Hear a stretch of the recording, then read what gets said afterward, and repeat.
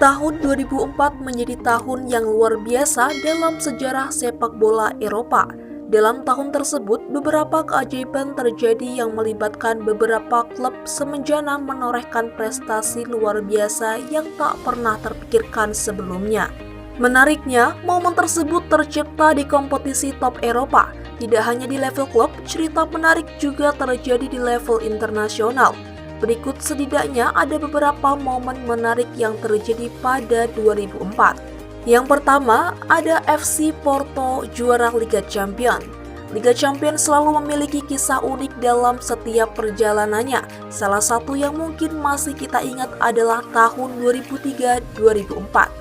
Pada Liga Champions edisi 2003-2004 memberikan kejutan yang sangat besar bagi penggemar sepak bola di seluruh dunia. Karena tanpa disangka, FC Porto yang berstatus sebagai tim kuda hitam pada tahun itu sukses keluar sebagai juara dengan mengalahkan AS Monaco 3-0. Saat itu, baik AS Monaco maupun FC Porto mampu masuk ke Liga Champions 2003-2004 berdasarkan prestasi di kancah domestik.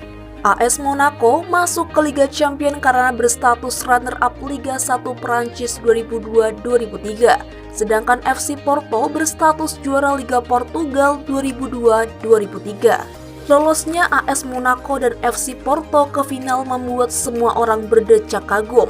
Jika dilihat dari lawan-lawannya, kedua tim bertemu tim tangguh sekelas Real Madrid, Manchester United, Chelsea, dan juga Deportivo La Coruna. Final yang digelar di Jerman pada 26 Mei 2004, FC Porto secara tak terduga berhasil membungkam AS Monaco dengan skor telak 3-0. 3 gol Porto dicetak oleh Carlos Alberto, Deco, dan Alexev. Kemenangan ini pun sontak membawa nama Jose Mourinho selaku pelatih melambung tinggi. Gelar Liga Champions 2003-2004 pun menjadi gelar kedua Porto sejak tahun 1986-1987 kala kompetisi masih bernama Europa Cup. Perjalanan keduanya pun menjadi sejarah manis di Liga Champions, sebab diyakini akan sulit bagi tim-tim underdog mengikuti jejak keduanya di era sepak bola modern yang mengandalkan kekuatan finansial. Performa apik Porto kala itu membuat para pemainnya diincar sejumlah tim elit Eropa, tidak terkecuali sang pelatih Jose Mourinho. Kedua, ada Arsenal menorehkan The Invincibles.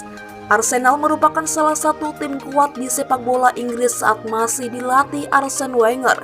Momen puncaknya tercipta pada 2003-2004. The Gunners ketika itu berhasil menjuarai Liga Premier Inggris tanpa mengalami kekalahan alias The Invincibles. Pada 38 pertandingan yang dijalani Arsenal sepanjang musim 2003-2004 itu, bukti kekuatan mereka lebih terlihat pada 12 hasil imbang daripada 26 kemenangan. Saat itu, Arsenal selalu bisa menemukan caranya sendiri untuk menghindari kekalahan. Uniknya, Wenger sempat ditertawakan karena percaya dengan kekuatan Arsenal.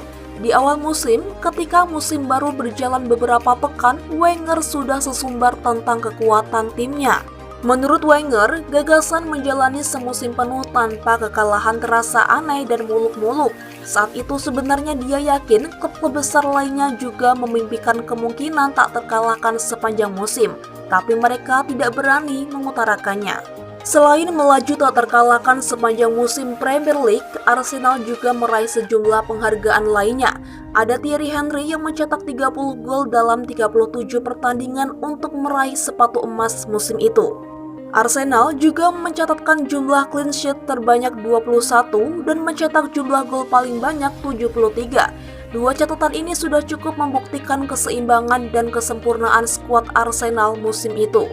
Juga yang tidak sulit ditebak, Wenger menutup musim dengan penghargaan Premier League Manager of the Season, sementara Henry menyandang status IPL Player of the Season 2003-2004. Untuk menyempurnakan torehan luar biasa itu, Arsenal juga dihadiahi trofi khusus Premier League berbalut emas, satu-satunya dalam sejarah yang hingga sampai saat ini belum ada satupun klub Inggris yang mampu menyamai torehan Arsenal tersebut. Ketiga, ada Werder Bremen menguasai Jerman.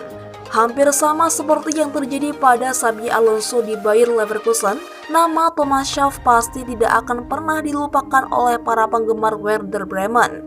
Pasalnya, pria asal Jerman itu pernah membawa Werder Bremen mendominasi Jerman pada 2003-2004. Mereka sukses keluar sebagai juara Bundesliga setelah unggul 6 poin dari Bayern Munchen di posisi kedua. Schaaf juga mengantarkan klubnya itu menjadi juara DFB Pokal pada musim yang sama. Pada partai puncak, Bremen mampu mengalahkan Alemannia Aachen dengan skor 3-2. Sebagai tim underdog, catatan tersebut tentu sangat istimewa bagi Werder Bremen. Cerita keberhasilan Schaaf dan Werder Bremen layaknya cerita dalam buku dongeng. Bagaimana tidak, dalam seumur hidupnya, Schaaf hanya mengabdi pada satu klub, yakni Werder Bremen. Dimulai dari masuk tim Akademi Werder pada usia 11 tahun hingga gantung sepatu pada usia ke-34. Para penikmat sepak bola yang tumbuh besar di era 2000-an awal, Werder Bremen punya memori tersendiri. Bremen kala itu tak diperhitungkan sama sekali untuk menjadi juara, namun pada akhirnya mampu untuk menjuarai Bundesliga dan juga berhasil menjuarai turnamen DFB Pokal.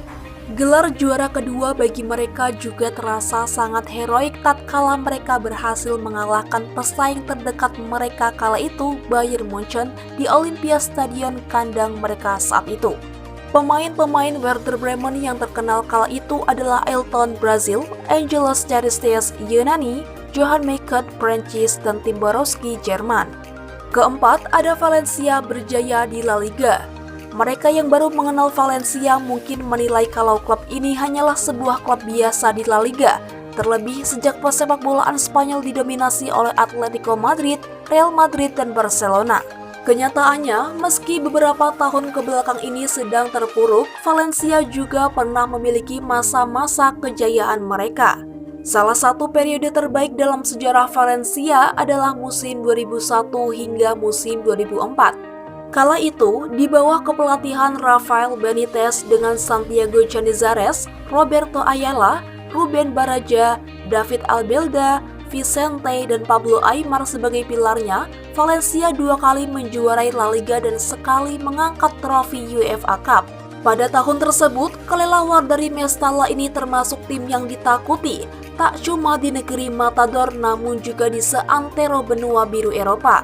Salah satu kunci kesuksesan Valencia selama periode tersebut adalah formasi 4-2-3-1 racikan Benitez yang ditunjang oleh talenta-talenta berbakat di skuadnya.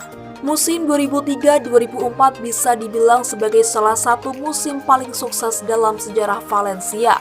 Pasalnya, Los C kala itu berhasil meraih 2 gelar juara sekaligus, yakni trofi La Liga dan Liga Eropa. Di La Liga, Valencia secara mengejutkan mampu mengganggu dominasi Real Madrid dan Barcelona. Sementara itu di Liga Eropa, Valencia sukses keluar sebagai juara setelah mengalahkan wakil Prancis Olympique Marseille dengan skor 2-0. Pelatih Valencia, Rafael Benitez kala itu sukses memaksimalkan materi pemainnya menjadi kekuatan yang layak untuk diperhitungkan.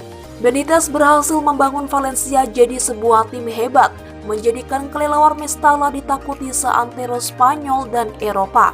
Benitez akhirnya meninggalkan Valencia setelah membawa klub itu meraih 2 gelar La Liga dan 1 trofi UEFA Cup.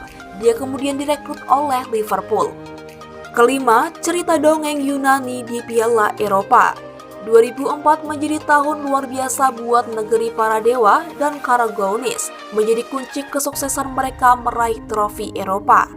Saat Euro 2004 dimulai, Yunani hanya berada di unggulan kedua dari bawah, hanya di atas Latvia dari 16 peserta yang berpartisipasi. Bahkan, banyak yang meyakini Yunani akan tersingkir lebih cepat di fase grup mengingat barisan para dewa ini berada dalam satu grup dengan Rusia, Spanyol, dan sang tuan rumah Portugal.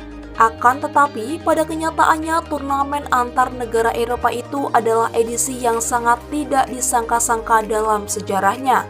Portugal yang kala itu menjadi tuan rumah dan berisikan pemain-pemain bintang layaknya Luis Figo, Cristiano Ronaldo, Deco hingga Rui Costa justru gagal berpesta di rumah sendiri.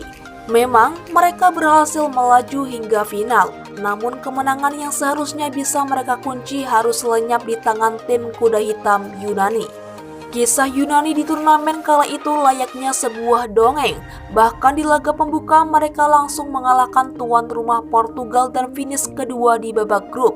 Pada fase gugur, mereka mampu mengalahkan negara-negara hebat seperti Prancis, Denmark, dan Republik Ceko sebelum akhirnya kembali menantang Selecao di partai penentuan. Gol tunggal Angelos Charisteas di babak kedua menjadi satu-satunya yang tercipta di laga tersebut.